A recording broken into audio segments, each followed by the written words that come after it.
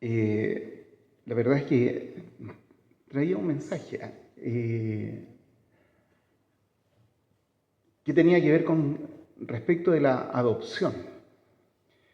Pero hay algo que gatilló el que cambiara por algo que quiero que conversemos hoy día. De hecho, curiosamente, el video que presentó Rubén, no sé si a usted le hace sentido, pero tiene mucho que ver con lo que quiero compartir. ¿Por qué? Porque, de hecho, Jesús en la Escritura dice, mis ovejas oyen mi voz. ¿Y qué pasa con las ovejas?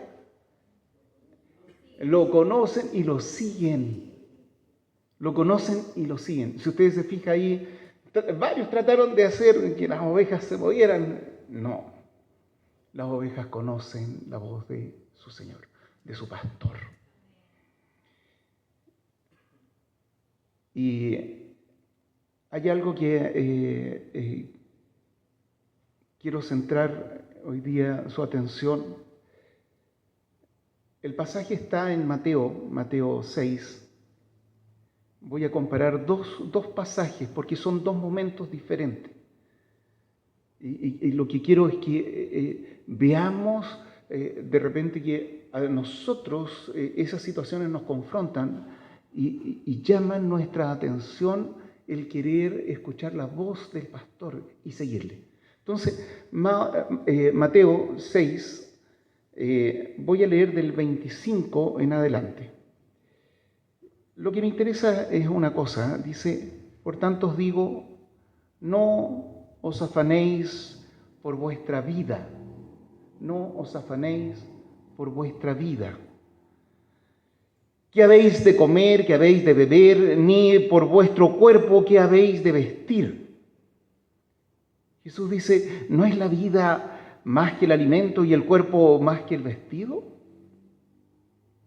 Mirad las aves del cielo que no siembran, ni ciegan, ni recogen en graneros, y vuestro Padre Celestial las alimenta. ¿No valéis vosotros mucho más que ellas? ¿Y quién de vosotros podrá, por mucho que se afane, añadir a su estatura un codo, añadir altura?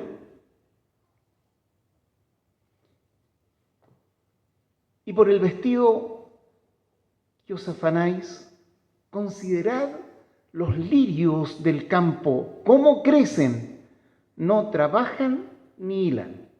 O sea, no hacen elementos para vestirse. Pero os digo que ni aun Salomón, con toda su gloria, está haciendo una referencia a un hombre histórico que fue memorable, que es el momento álgido de Israel en términos de potencia y de riqueza. Y dice que ese varón ahí, Salomón, con toda su gloria, dice, no se vistió como una de ellas, como uno de estos lirios, con la hermosura que tienen. Y si la hierba del campo que hoy es y mañana se echa al horno, Dios las viste así, ¿no hará mucho más a vosotros, hombres de poca fe? No os afanéis, pues, diciendo, ¿qué comeremos? ¿O qué beberemos? ¿O qué vestiremos? No se afanen en esas preguntas, en ese quehacer. Porque dice, los gentiles, acá está haciendo la diferencia, los que no creen en Él, los que no creen en Dios, los gentiles, dice, buscan estas cosas. Pero vuestro Padre Celestial sabe que tenéis necesidad de todas estas cosas. Mas buscad primeramente el reino de Dios y su justicia, y todas estas cosas os serán añadidas. Así que no os afanéis por el día de mañana, porque el día de mañana traerá su propio afán. Basta cada día su propio mal. Esto que Jesús está enseñando es parte del Sermón del Monte. Es parte del Sermón del Monte. Yo le decía, trajo esto a mi mente porque quiero compararlo también con otro pasaje donde Jesús, después de haber estado con sus discípulos ya por algunos años, haciendo y predicando el reino de Dios y hablando del Evangelio, y llega el capítulo 8 de Marcos, ¿cierto? Y me interesa en particular, ya voy a contextualizar esto porque en particular esto que dice, versículo 35 del capítulo 8. Porque todo el que quiera salvar su vida, la perderá. Y todo el que pierda su vida por causa de mí y del Evangelio, la salvará. Trini, ¿me puedes ayudar? ¿La puedes poner en NTV? Mire, está diciendo lo mismo, pero la forma en que lo dice es mucho más clarito para nosotros, porque así como está planteado en Reina Valera, a veces es un poco complicado entender. Y dice, si tratas de aferrarte a la vida, la perderás. Pero si entregas tu vida por mi causa y por causa de las buenas noticias, la salvarás. ¿Cierto? Y es más clarito, ¿no es cierto? Y fíjese, a mí lo que me preocupa es aferrarte. Aferrarte.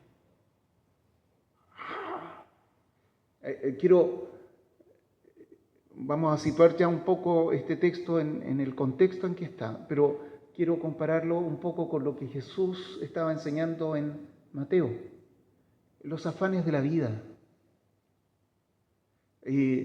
las preocupaciones que el hombre tiene en medio de todo el sistema de vida en que vivimos, qué de comer, qué de vestir. Mire, nosotros diríamos, de hecho, muchos de nosotros fuimos educados en esa generación que tienes que conseguir un cartón. ¿Sí o no? Tienes que educarte. Si algo te puedo dejar, no va a ser muchos bienes, te puedo dejar educación. ¿Cierto? Muchos de nosotros vivimos de parte de esa generación. Hoy día también hay preocupaciones de esta generación, de lo que saben, de cómo se mueven a través de todo este material tecnológico, del conocimiento y del uso de él. Son los afanes de esta vida. De hecho, piensa usted en la situación en que nos encontramos como país. El detentar el poder no es menor, ¿cierto? Conocimos a una generación que comenzó a protestar por tener una buena educación, ¿cierto? Y la conocimos como el grupo de los pingüinos, ¿se acuerdan ustedes? Y que salían a las calles, etc. Y llegaron al poder. Lo que quiero hacer evidente esto, esas son las preocupaciones de esta vida, hermano. ¿Por qué? Porque luchan por qué de comer, qué de beber, qué de vestir. Es el afán de su vida, es todo el proyecto de su vida. Y si llega un día y te toca ya, tienes una buena posición, trabajas. ¿Para qué? Para acumular, para tener cosas. De hecho, Jesús dice, mira, no seas necio, dice que un hombre hizo un almacén mucho más grande, un silo, ¿cierto? Más grande, donde acumuló mucho de lo que había recogido segando, ¿cierto? Y cuando ya estaba lleno, dijo, ya por fin ahora me voy a dar la vida que merezco, porque ya... Dice, necio, hoy vienen por tu alma. ¿De qué te sirvió? El afán de la vida, tener la vida asegurada, ¿sí o no? Y nosotros vivimos en medio de esta sociedad que tiene esas preocupaciones. Y Jesús está enseñando en el Sermón del Monte, ten clarito, o sea, el creyente tiene que tener clarito su norte. Y su norte es buscar el reino de Dios y su justicia. El reino de Dios y vivir justamente. Dice, las demás cosas van a ser añadidas, pero cuando dice, son consecuencia de la vida que busca el reinado de Dios, de la vida que busca hacer lo que Dios le llamó a hacer. Busca primeramente el reino de Dios. Y acá, ahora vamos a contextualizar ese texto del 8:35. Mira, dice... Si tratas de aferrarte a la vida, a esta descripción, las preocupaciones de este mundo. Dice, si tratas de aferrarte a la vida, dice, la perderás. Cuando el Señor venga por nuestra alma, y toda nuestra preocupación fue lo que había en este mundo, estamos perdidos. ¿Se entiende? Todo lo que hagamos, tengamos poder, tengamos dinero, tengamos las cosas, dimos esto, hermano, esas preocupaciones nos van a llevar a perder la vida. Sin embargo, mire el foco. Si entregas tu vida por mi causa, dice Jesús, y por la causa de la buena noticia o del Evangelio, la salvarás. Piense lo que le está diciendo. O sea, al creyente le está diciendo claramente, este es el foco. Este es el foco. Ahora, voy a contextualizar esto que está diciendo Jesús, porque no es menor donde está diciéndolo. Poquito antes, si usted revisa conmigo, mire el texto ahí, y vemos que entre el 27 y el 30 está la confesión de Pedro. Tú eres el Cristo. ¿Se acuerdan? No? Tú eres el Cristo. Y cuando ocurre eso, fíjese la preocupación de Jesús, porque pregunta, ¿qué piensa la gente? ¿Quién soy? Algunos de los profetas, algunos piensan que eres Juan el Bautista, otros piensan que eres Elías, otros piensan, algunos de los profetas, eso piensa la gente. La gente no entiende el Evangelio, no entiende quién es Jesús. Puede tener alguna idea, pero no lo entienden. No entienden quién es. El que puede entender es uno que recibe de parte de Dios revelación para poder entender quién es Cristo. Y eso es lo que le ocurre a Pedro. Dios le reveló que Jesús era el Cristo, el ungido, aquel que esperaban, el que Dios había prometido que venía a ser justamente la gran diferencia. Y mire lo interesante de esto, porque quiero que no olvide lo hablado antes, porque la mente del hombre tiene otras preocupaciones, tiene una mirada en este mundo plano, de hombres, de seres humanos, con todos sus altos y bajos. Y si lo miramos desde una perspectiva cristiana, de hombres que viven en el valle de la miseria, hombres caídos, pecadores, pervertidos, como dice Pablo en ¿cuánto se llama? En Romanos. Piensen esto, en ese mundo y en esa mirada. Jesús, cuando le pregunta estas cosas a sus discípulos y cuando ve que Pedro confiesa como vocero del resto, Ellos confían que Él es el ungido de Dios. Eso significa Cristo, ungido, Mesías, ungido. El que viene a hacer una labor importantísima y ha sido ungido por Dios para hacer esta labor. Y fíjese, cuando ellos reciben esta Jesús les dice, usted lee ahí el 30, pero les mandó no le dijesen esto de Él a ninguno. Cállense, esto queda entre nosotros. ¿Y por qué? Pero a Él le preocupa esto, que sus discípulos, sus seguidores sepan en verdad quién es Él. Y cuando Él tiene ese descanso, por fin mi Padre les reveló, ya, dice el versículo 31, y comenzó a enseñarles. Y fíjese lo que le enseña, que le era necesario al Hijo del Hombre padecer mucho y ser desechado por los ancianos, por los principales sacerdotes y por los escribas, y ser muerto y resucitar después de 3 días.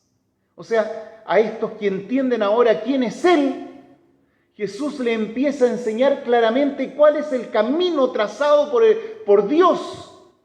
Tienen que volver a Jerusalén. ¿Para qué? Para que ocurra esto. Jesús no es uno a quien le quitaron la vida. No, Jesús puso su vida. Jesús sabe perfectamente que tiene que pasar por la cruz. Y le está enseñando a sus discípulos que ese es el camino que el Padre ha trazado. A estos que entienden quién es Él.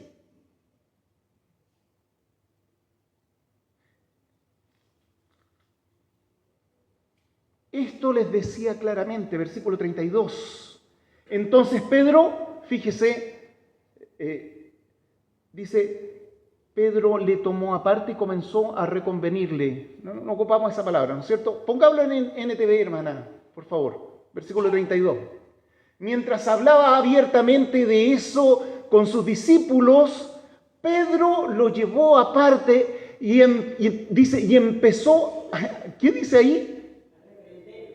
El alumno reprende al maestro. Una vez leía un comentario de esto y dice que la palabra que ocupa ahí es muy fuerte, es prácticamente la descripción de cuando, por ejemplo, Jesús hace un exorcismo tratando, echando a un endemoniado de alguien y reprende con fuerza. Esa palabra es la que está ocupando de lo que Pedro está haciendo con su maestro. ¿Se entiende lo que está ocurriendo? Hermano, es el mismo Pedro que vimos un poquito antes. Tú eres el Cristo. Jesús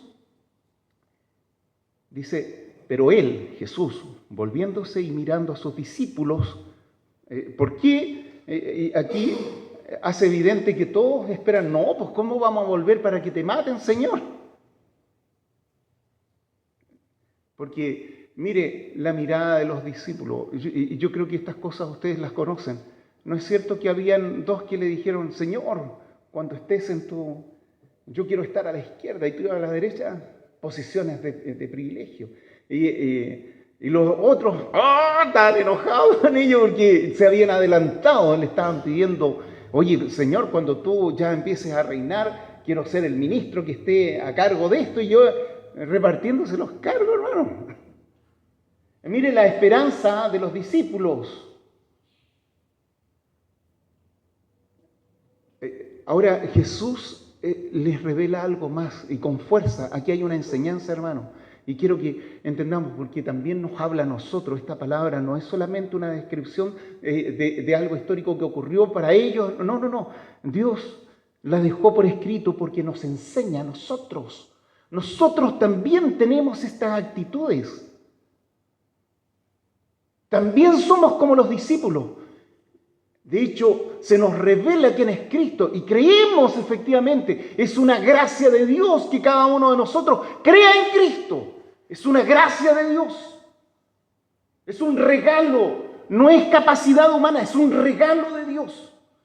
Ese regalo abre nuestros ojos y nos permite ver ¿Quién es Jesús? El Hijo de Dios, en quien puedo confiar plenamente que todo lo que ha dicho es verdad.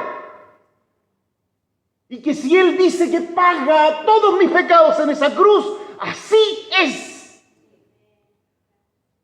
O sea, usted, yo, todos los que estamos aquí estamos en igual condición que Pedro. Pero también estamos en igual condición que Él cuando nos ocurren algunas cositas, como por ejemplo, que el camino del Señor nos parece difícil y no queremos pasar con Él a través de la cruz. Buscamos, igual que Pedro, evadir la cruz. Fíjese lo que Jesús le dice, volviéndose entonces a sus discípulos, porque no es solo Pedro, todos tienen la misma postura. Reprendió a Pedro, lo retó, diciendo: quítate delante de mí, Satanás. Piense en lo que Jesús está distinguiendo acá. Porque acá el camino trazado por el Señor es volver para ser juzgado, muerto y resucitar. Pasar por la cruz es el camino que Dios había puesto, ¿cierto? Acá lo que está ocurriendo es que hay algo que quiere desviar a Jesús de ese camino. Jesús tiene clarito que ese es el propósito de Satanás. Y ocupa el que nos influencia en distintas cosas, ocupa la debilidad de Pedro en esto.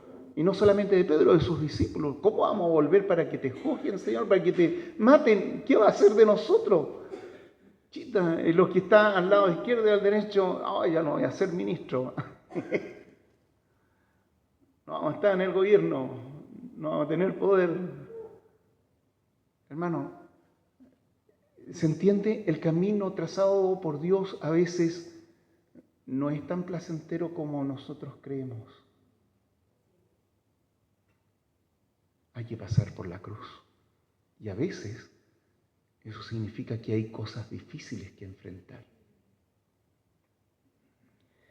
Luego dice, y aquí, ojo, porque esto es nuestro problema. Dice, porque no pones la mira en las cosas de Dios, sino en la de los hombres. ¿No es cierto? Está afanado por las cosas de los hombres. Está afanado. No, que no nos ocurra esto, no, pues tenemos que seguir avanzando. Y ahora, piensa usted, el capítulo 8, si usted mira al principio del 8 y empieza a recorrer, oye, recién alimentó a 4.000, hay otro pasaje donde dice que después de haber alimentado a los 4.000, a los 5, oye, la gente estaba tan contenta de Jesús, es el momento más álgido del conocimiento de Jesús, 4.000 hombres, inclusive quieren hacerlo rey. Hoy tenemos todo solucionado en la vida. Él nos da alimento. Y lo quieren hacer rey, pero Jesús se retira de la vida pública. Ya ha hecho lo que tenía que hacer y hay muchos que conocen su mensaje, muchos que conocen lo que ocurre. Y es más, es evidente porque Dios respalda lo que Él ha hecho. Es lo que Nicodemo le dice, nadie puede hacer estas cosas si Dios no está con él. O sea, los gobernantes también estaban viendo y dado que conocen las Escrituras, pueden discernir, distinguir que Él efectivamente es uno que está respaldado por Dios. ¿Por qué? Porque se evidencia en lo que Dios está haciendo a través de Él. Nadie puede hacer estas cosas si Dios no está con Él. No es menor, ¿cierto? Entonces, piensa usted, mire, Jesús le está diciendo, tú no pones los ojos en el camino trazado por Dios. Es complejo, difícil, porque nos toca ir a enfrentar estos juicios para ser, en este caso, para que yo sea juzgado, tomado preso y juzgado y muerto. Pero le está también diciendo claramente que después de 3 días va a resucitar y ellos no lo ven. ¿No lo ven? ¿Sí o no? ¿Por qué? Porque tratan de evitar eso. Entonces, hermano, nosotros nos pasa lo mismo. Nosotros a veces, en vez de seguir el camino que Dios nos indica por aquí ir, recuerden, las ovejas oyen mi voz, conocen sus ovejas, conocen su voz y me siguen. Y a veces cuando empezamos a seguir al Señor vemos que no es muy fácil, que lo vamos a perder todo.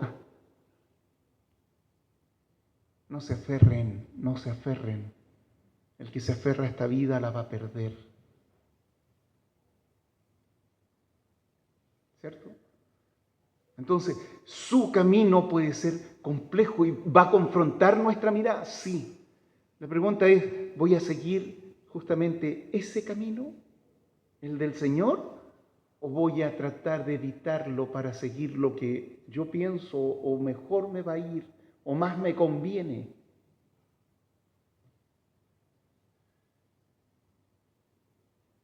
Jesús llama a la gente, dice, y llamando a la gente y a sus discípulos les dijo, si alguno quiere venir en pos de mí, niéguese a sí mismo. Negarse significa, dígase no. Quiero ir para allá, no. Quiero hacer esto, no. Porque la pregunta es, Señor, ¿qué quieres que haga? ¿Qué quieres que yo haga, Señor? Mira, soy bueno para esto, ¿quieres que haga esto? Niégate, no. Yo voy a decidir lo que tú tienes que hacer. Jesús. Él es la cabeza de la iglesia, dice, ¿no? La iglesia entonces tiene que estar preguntándole, Señor, ¿qué quieres que haga? Sujeto a su dirección. Sujeto a lo que Él efectivamente quiere hacer, no a lo que a nosotros se nos ocurra. Niéguese a sí mismo.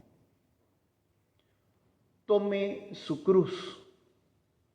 Un comentarista de esto decía, tomar la cruz era un dicho celote, un dicho de ese grupo nacionalista que buscaba la libertad de Israel del yugo romano. Y por tomar ese camino, a muchos les costó la vida. Ser crucificados, ser muertos, ser apedreados, les costó la vida. Y ellos tenían justamente ese dicho, dice, ser celote significaba tomar la cruz, o sea, ser un condenado a muerte. Jesús, lo que te está diciendo acá, ¿quieres ser mi discípulo? ¿Sí? Esto es aunque te cueste la vida. Seguirme es a mí, aunque te cueste la vida. Tu compromiso conmigo es aunque te cueste la vida. Piense lo que está diciendo después, porque todo el que se aferra a la vida la pierde. Por eso, aunque te cueste la vida. Y recién le dice, entonces, ahora que te has negado, ahora que has tomado este compromiso en serio, sígueme.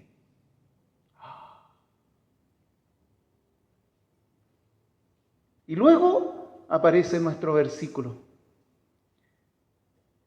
Porque todo el que quiera salvar la vida la perderá, y todo el que pierda su vida por causa de mí y del Evangelio la salvará. Hermano, hay dos caminos, y eso quiero hacer evidente. La preocupación de este mundo y todas sus cosas. Y para el creyente es qué es lo que Dios quiere. ¿Cuál vas a seguir? ¿Cuál vas a seguir?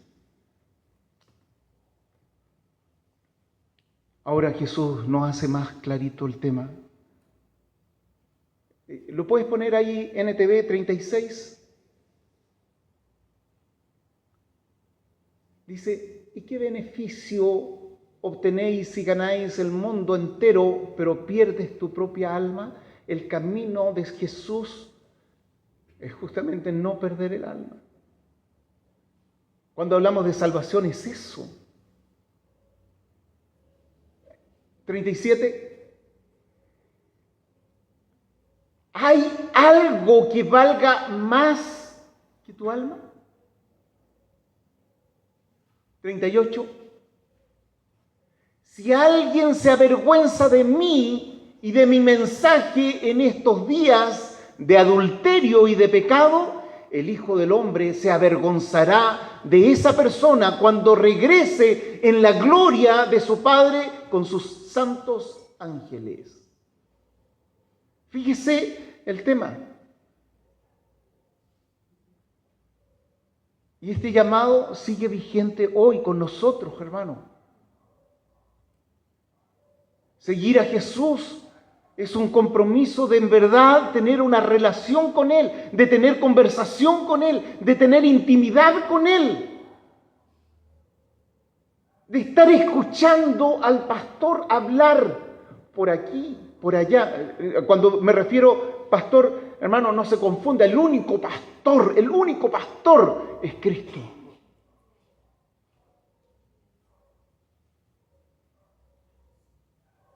Entonces, no se confunda.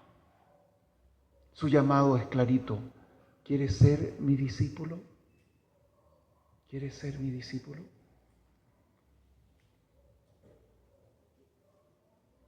Aquí está su voz, hermano. El domingo pasado hablamos de la Escritura. Aquí está su voz. Aquí es donde Él habla. Y hoy día tenemos muchas posibilidades de escucharlo, de leerlo, de estar constantemente aprendiendo de su palabra. No hay excusa. No hay excusa de estudiar su evangelio. No hay excusa.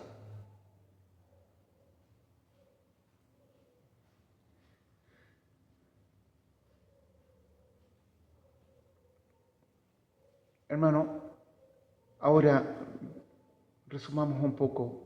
Piensa. ¿Cuáles son los afanes que hoy día me amarran? ¿Cuáles son las preocupaciones de la vida que me detienen?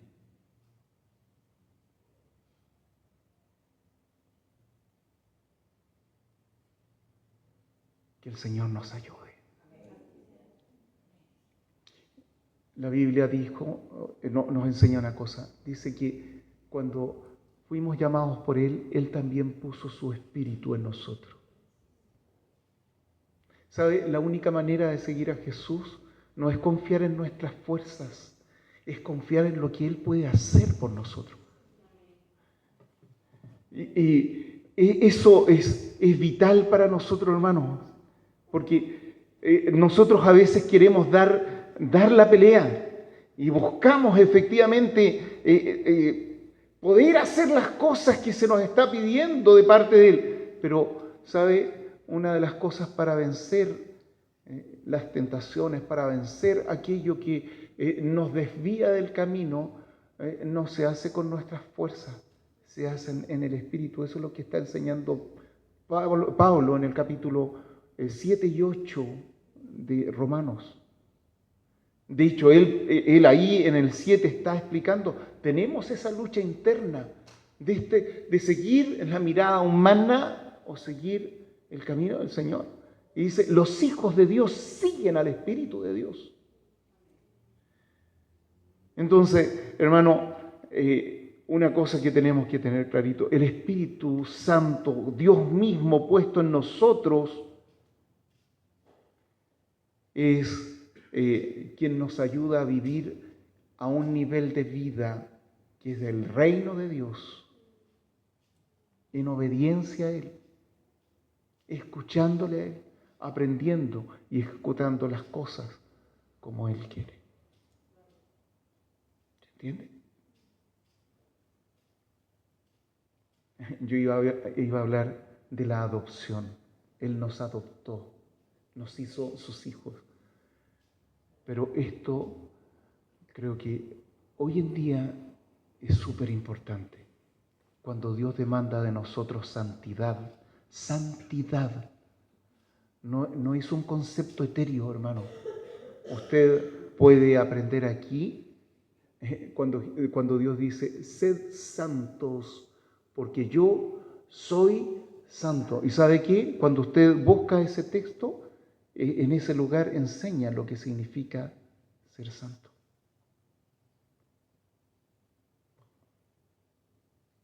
Es una forma de vivir. Entonces, hermano, no ignoremos las enseñanzas. Busquémoslo, busquemos aprender de su palabra. Como el niño que busca la leche no adulterada. ¿Cierto? Señor, es tu palabra. Queremos, Señor, beber de ella. Es la savia, Padre, que alimenta a estas ramitas que somos nosotros. Necesitamos, Señor, estar apegaditos a ti, Señor, para que esta savia en verdad dé el fruto que tú esperas, Señor. Separados de mí, nada podéis hacer. Por eso, Señor, queremos apegarnos a ti. Queremos aprender de ti. Queremos ser guiados por ti. Ayúdanos, Señor, en la soledad del cuarto donde nos juntamos tú y yo. Ayúdanos a entender tu llamado. Y permite, Señor, que el Espíritu Santo, quien inspiró esta palabra, nos abra los ojos, abra nuestros ojos para entender lo que tú nos pides. En el nombre de Jesús, amén. Que el Señor te bendiga. Que esta semana sea una semana de vivir bajo la dirección del Espíritu, para vencer, para crecer y para hacer la voluntad del Padre. Que Dios te bendiga. Amén. Qué importante es conocer al Señor, conocer a su promesa, su palabra.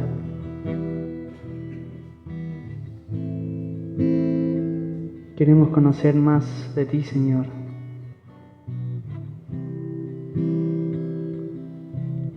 Y darte la gloria que mereces. Quiero conocerte cada día más a ti, estar en tu presencia y adorar.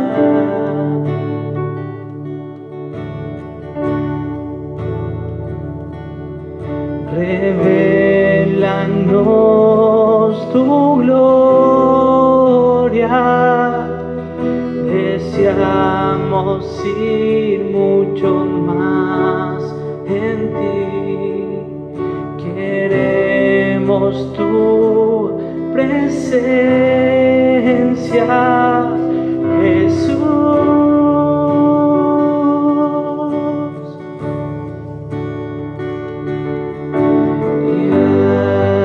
Que está sentado en el trono, al que vive para siempre y siempre, sea la gloria, sea la honra y el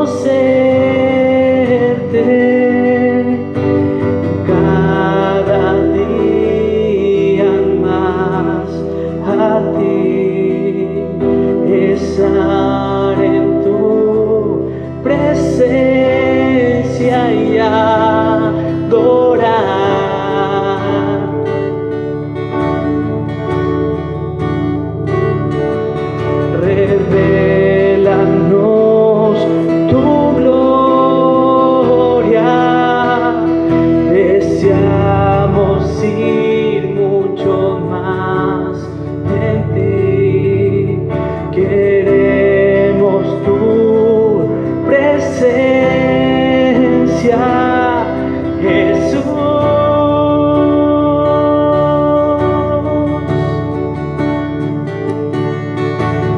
Y al que está sentado en el trono, al que vive para siempre y siempre, sea la gloria, sea la honra y el poder, sea la gloria, sea la honra y el poder.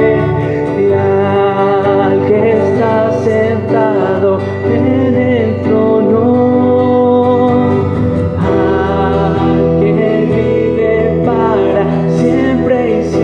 la gloria, sea la honra y el poder, sea la gloria, sea la honra y el poder, sea la gloria, sea la honra y el poder, sea la gloria, sea la honra y el poder. Y al que está sentado en el trono, al que vive para siempre y siempre, sea la gloria, sea la honra y el poder, sea la gloria, sea la honra y el poder, sea la gloria, sea la honra y el poder, sea la gloria, sea la honra y el poder.